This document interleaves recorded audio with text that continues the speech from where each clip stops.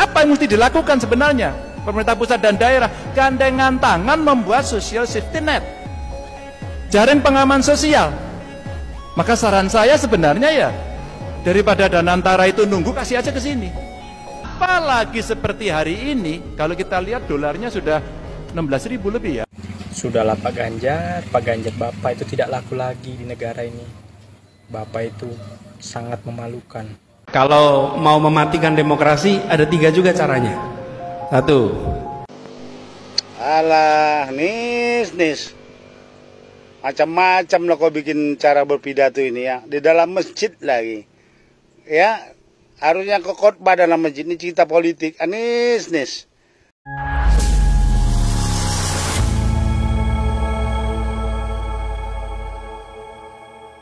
Assalamualaikum warahmatullahi wabarakatuh, saudara-saudaraku sebangsa dan sanah air. Dimanapun kalian berada, semoga kalian selalu dalam kondisi sehat walafiat. Berjumpa lagi dengan saya di Gaspol Update. Kami bukanlah buzzer pihak manapun, kami hanya menyajikan keputusan tetap ada di tangan Anda.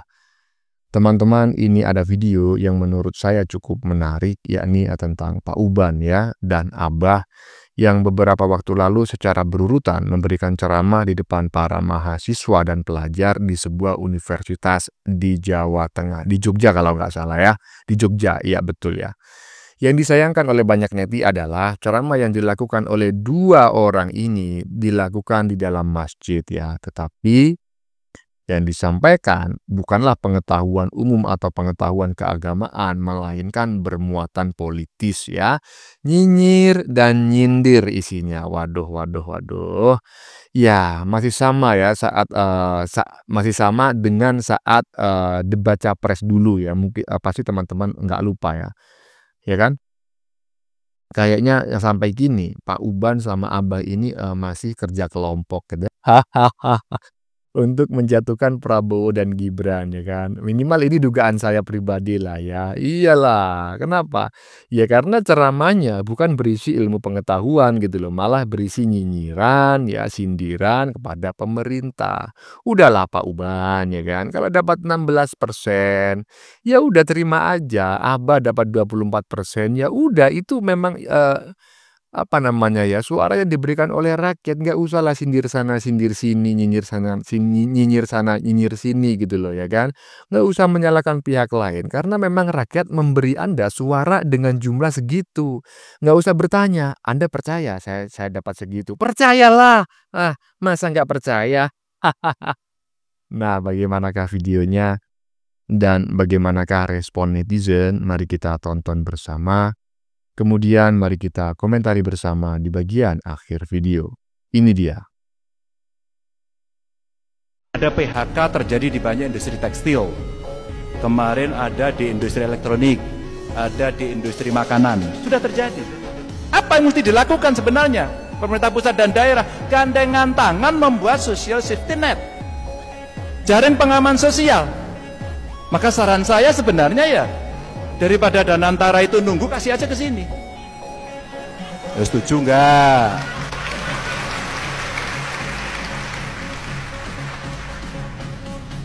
Ceramah di masjid kok ditepui. Ya dah. Yang tepuk juga nggak dapat sepeda loh ini.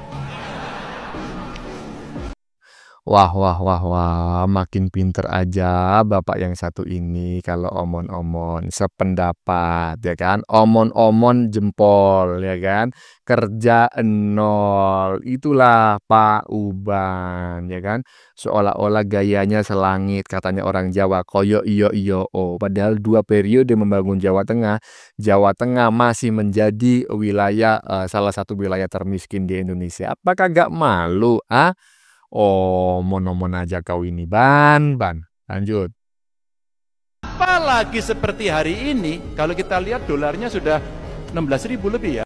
Sudahlah Pak Ganjar Bapak itu tidak laku lagi di negara ini. Bapak itu sangat memalukan bagi rakyat di negara ini. Sudahlah Pak Ganjar. Anda itu cuma mendapatkan suara 16% karena Pak Mahfud MD. Sebenarnya suara Anda itu cuma 5%. Tak habis pikir dengan tingkah laku Anda itu. Wajarlah Anda tidak dipilih oleh rakyat Indonesia karena ucapan Anda sangat jelek. Anda itu harus memperbaiki diri, ini malah membuat diri Anda semakin jelek. Tak habis pikir dengan pemikiran Anda, Pak Ganjar. Sudahlah Pak Ganjar. Kami rakyat Indonesia sudah tahu siapa Anda gitu. Karena kami akan tegak lurus sama Pak Jokowi. Itu aja sih, terima kasih.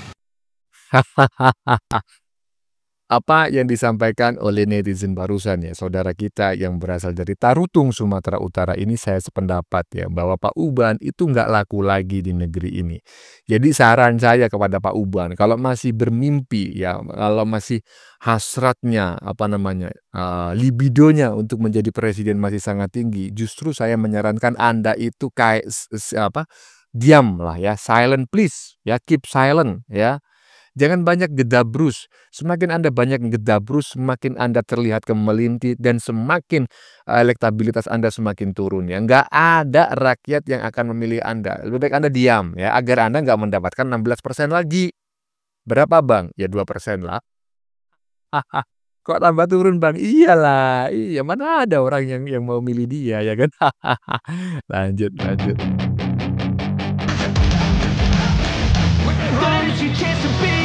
Hey kid, don't ever let them get inside your head. They'll tell you what to do in life instead of everything you know that you could get. Pak Uban sebut daerah tak harus seragam dengan pusat ya. Tiap kepala daerah punya visi misi sendiri. Pandangan Pak Uban ini sangat meyakinkan. Mari kita cross check kembali. Provinsi Jawa Tengah menjadi salah satu provinsi termiskin selama selama pemerintahan Gubernur Bapak Uban. Sayangnya, kebanyakan masyarakat dan mahasiswa selalu menyalahkan pemerintah pusat, meskipun kesalahan itu terkadang disebabkan oleh pemerintah daerahnya sendiri yang DUNGU cuma omon-omon dan gedabrus. Sepakat. Lanjut.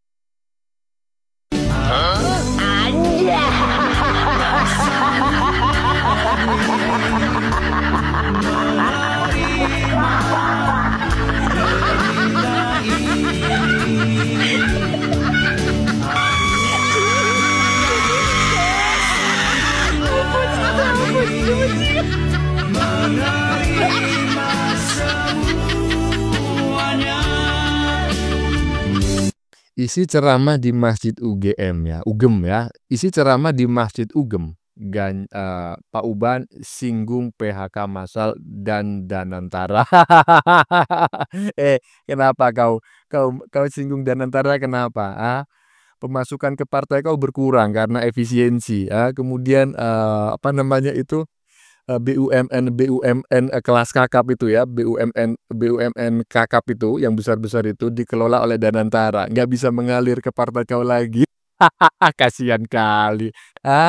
Kompaknya kedua capres ini ceramah Ramadan di masjid yang dibahas malah berbau politik.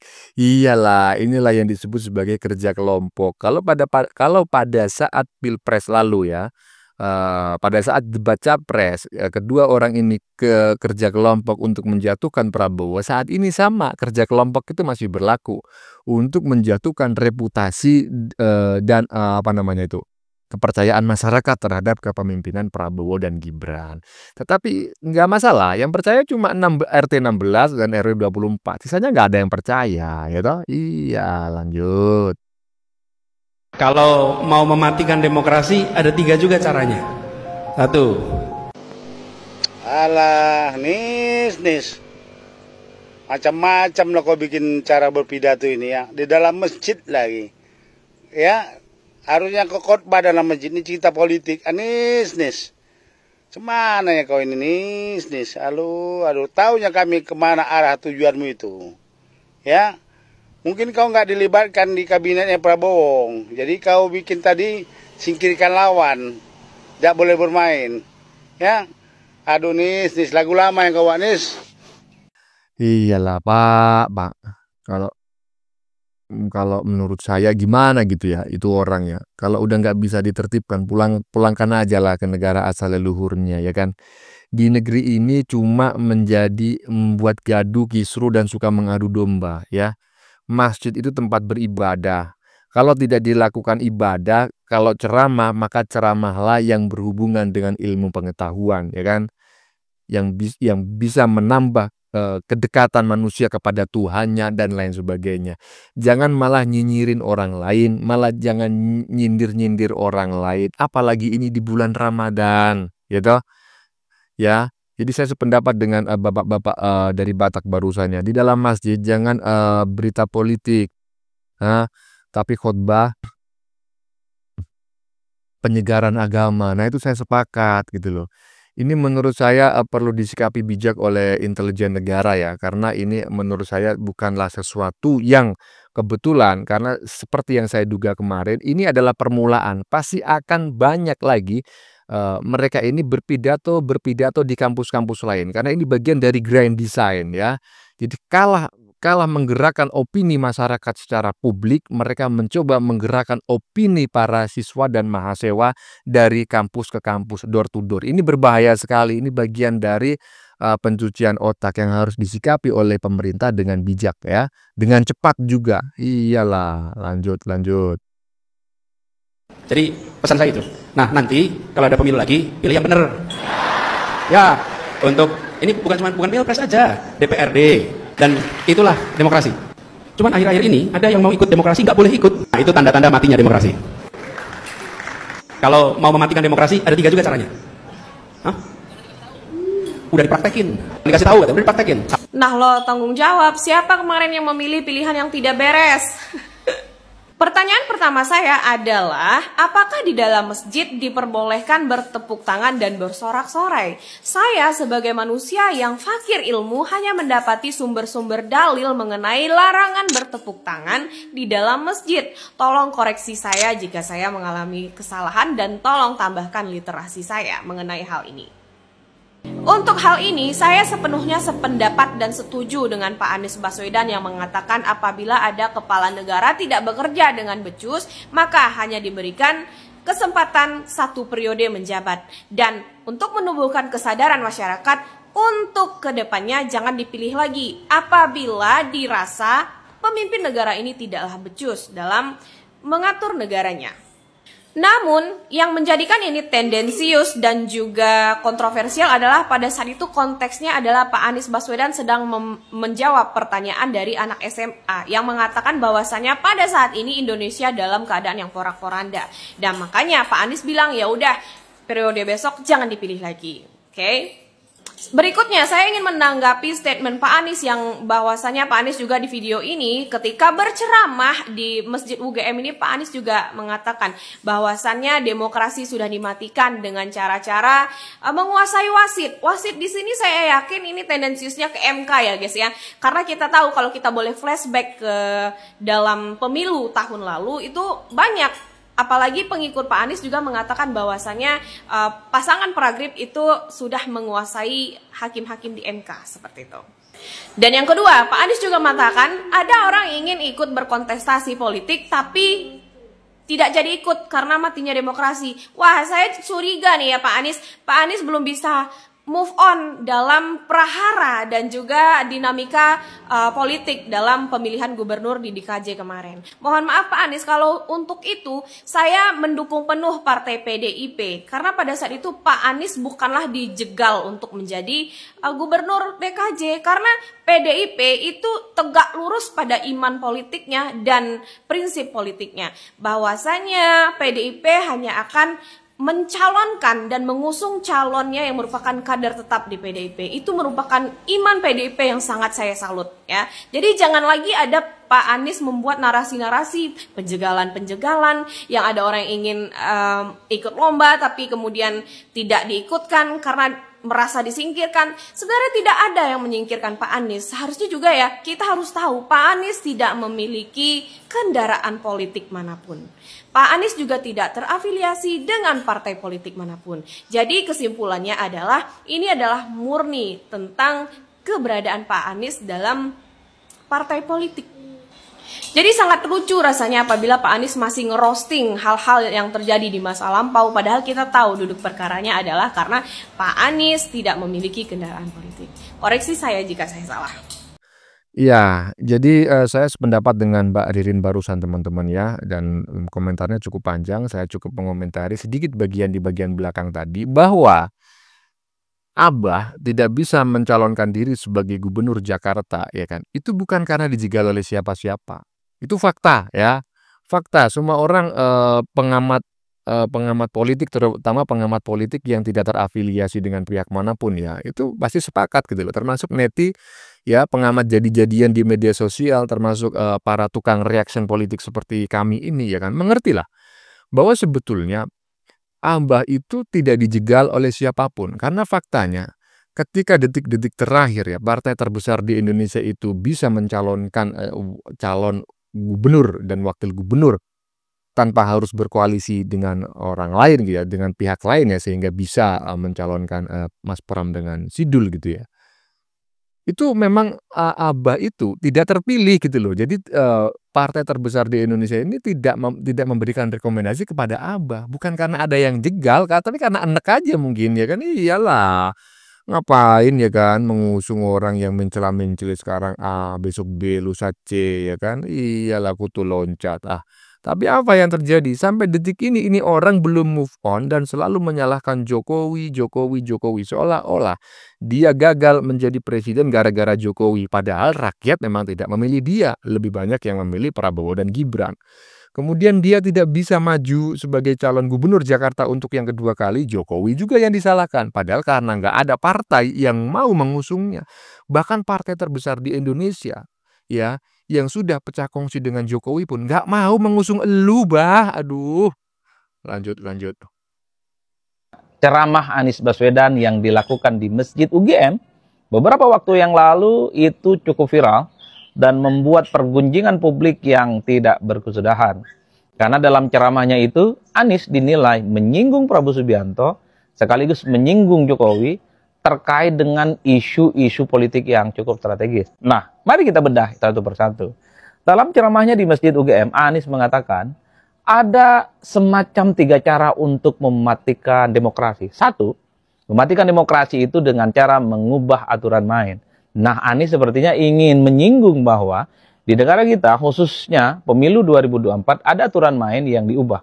Tentu melalui putusan Mahkamah Konstitusi. Dan itu terjadi di era Pak Jokowi jadi presiden, di mana seseorang yang tidak cukup umur terkait dengan calon presiden dan wakil presiden, tiba-tiba bisa maju dan kemudian memenangkan pertarungan. Itu yang disebut oleh Anies sebagai cara untuk mematikan demokrasi. Ketika Anies bicara ini, tentu yang dituding itu adalah Jokowi, bukan presiden yang lain. Yang kedua, cara mematikan demokrasi itu adalah menghilangkan atau mengeliminasi para kompetitor dan para pesaing. Jadi para lawan-lawan politiknya itu disingkirkan. Tentu Anies ingin bercerita tentang dirinya yang tidak bisa maju di Pilkada Jakarta 2024. Padahal Anies adalah sosok yang popularitas dan elektabilitasnya paling mentereng sampai Sidratul Muntaha. Tapi semua partai politik itu memang tak satu pun yang rela kemudian memberikan dukungan politiknya kepada Anies Baswedan. Even Nasdem, even itu PKS, even itu PKB yang sempat bersama di Pilpres. Tak satu pun di antara mereka itu yang kemudian bersedia untuk memajukan Anies di Pilkada Jakarta. Sepertinya Anies ingin bicara menyingkirkan lawan politik sebagai upaya untuk mematikan demokrasi, itu mengacu kepada pengalaman dirinya yang tidak bisa maju dalam Pilkada Jakarta 2024 yang lalu. Yang ketiga adalah menjadikan wasit sebagai pemain. Ini tentu Anies secara transparan bagaimana sebenarnya penyelenggara negara, dalam konteks ini KPU dan Bawaslu, bisa dikendalikan dan dikontrol oleh kekuatan-kekuatan politik luar biasa untuk memenangkan kompetisi politik. Sepertinya inilah yang kemudian disebut oleh publik bahwa pidato Anies Baswedan ini tidak lebih dan tidak bukan ingin memberikan kesan sebagai sebuah kritik secara terbuka terhadap praktik-praktik politik yang terjadi di eranya Pak Jokowi. Jadi wajar kalau kemudian potongan-potongan bagaimana pidato Anies Baswedan di Masjid UGM itu per hari ini viral dan kemudian itu menjadi pergunjingan, dan tapi banyak juga yang menganggap Anies ini seakan-akan belum move on karena dirinya saat ini tidak menjadi pejabat publik apapun. Tapi terlepas dari itu, ketika Anies menyebutkan 3 cara untuk membunuh demokrasi, itu adalah dengan cara memberikan kritik secara terbuka kepada Pak Jokowi. Itu kritik kepada Pak Jokowi. Nah, yang kedua, dalam ceramahnya di Masjid UGM itu, Anies juga menyinggung bagaimana terkait dengan pendidikan. Kata Anies, Pendidikan itu bukan hanya soal makan bergizi gratis. Melampaui itu, pendidikan itu adalah bagaimana proses belajar mengajar yang secara signifikan itu juga harus menjadi budaya yang ada di Indonesia. Khususnya budaya membaca di kalangan anak-anak muda kita yang memang kalau kita mau jujur, persentase dan tingkat minat bacanya itu kan menjadi bagian yang terendah dibandingkan dengan negara-negara yang lain. Jadi wajar kalau kemudian pidatonya Anies ini dianggap oleh publik sebagai upaya untuk mengkritik bagaimana kebijakan program makan bergizi gratis yang dilakukan oleh pemerintah saat ini, dalam hal ini adalah Prabowo Subianto, itu dinilai terlampau simplistis dan bukan satu-satunya solusi untuk menyelesaikan persoalan pendidikan di Indonesia. Dan itu banyak juga yang mendukung pernyataan Anies. Karena apa yang dimakan dengan tradisi membaca, karena apa yang dimakan dengan konsumsi pemikiran, itu merupakan dua hal yang berbeda. Karena tentu kita juga menyaksikan begitu banyak orang yang sebenarnya kelihatan sehat, makannya tertib, makannya teratur, dia adalah orang-orang yang berpunya, tapi tradisi bacanya itu tidak seperti yang dibayangkan oleh banyak orang. Tradisi bacanya rendah dan cenderung dia itu tidak menghargai ilmu pengetahuan. Wajar pidato Anies Baswedan ini secara transparan itu dianggap sebagai upaya untuk memberikan kritik terhadap Prabowo Subianto yang kemudian membuat kebijakan program makan bergizi gratis.